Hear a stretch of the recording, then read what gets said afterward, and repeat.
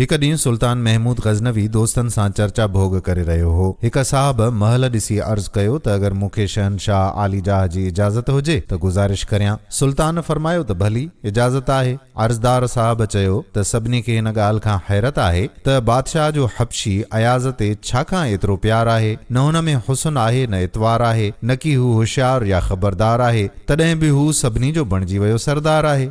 बादशाह चयो त इन सवाल जो जवाब दरबार अंदर ॾींदुसि। हिक ॾींहुं बादशाह दरबार में चयो त अॼु सभु को पंहिंजी ख़ैर ख़्वाहीअ जो मूंखे सबूत ॾे। ईअं चई हिकु बेबहा मोती दॿे मां कढी पंहिंजे साम्हूं रखियईं ऐं लोह जो मुतरको बि गॾु घुरायईं। वज़ीर आज़म खे हथ में हथोड़ो ॾेई हुकुम कयईं त हिन मोतीअ खे भञी टुकर टुकर कर। वज़ीर आज़म चयो त हीउ लख सवा जो मोती आहे, मूंखे दिल इजाज़त नथी ॾे त हिन खे भञा। जेकॾहिं बादशाह जो अहिड़ो मोती टोड़े टुकर टुकर करियां त बादशाह जो ख़ैर ख़्वाह कीअं सॾबुसि। ईअं चई बीही रहियो। बादशाह हुन खे आफ़रीन चई हिकु चौगो अता कयईंसि। अहिड़ीअ तरह वारे वारे सां हर हिक वज़ीर ऐं अमीर खे घुराईंदो वियो, जिन सभिनी वज़ीर आज़म जी तक़लीद कई ऐं पैरवी कई। पछाड़ीअ में बादशाह अयाज़ खे घुरायो। मोती संदसि हथ में ॾेई खांइसि पुछो त हिन जी क़ीमत केतिरी हूंदी। अयाज़ चयो त हीअ अमुल माणक बेबहा, जंहिंजी क़ीमत में कारून जो ख़ज़ानो बि पूरो न पवे। सुल्तान चयो त अय अयाज़, हिन हथोड़े सां हिन खे टुकर टुकर कर। हुकुम ॿुधंदे ई अयाज़ हथोड़े सां हुन बेबहा मोतीअ खे टुकर टुकर करे छॾियो।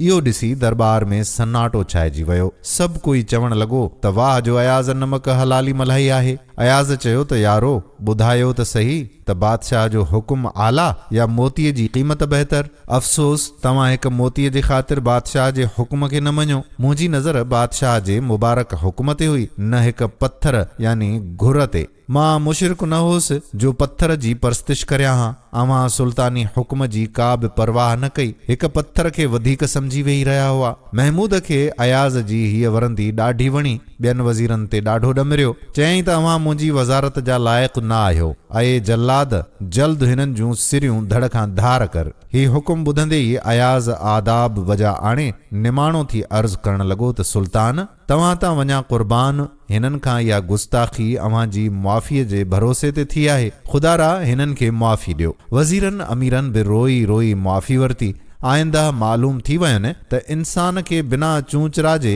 पंहिंजे आका जो हुकुम मञणु घुरिजे। दोस्तो, हीअ कहाणी अव्हां खे कीअं लॻी कमेंट सेक्शन में ज़रूर ॿुधाइजो ऐं पंहिंजे दोस्तनि खे मेंशन बि ज़रूर कजो। अव्हां सभिनी जी वॾी महिरबानी। ईंदड़ वीडियो ताईं पंहिंजे मीज़बान क़ादिर बख़्श कल्होड़े खे ॾियो मोकल। अल्लाह वाही।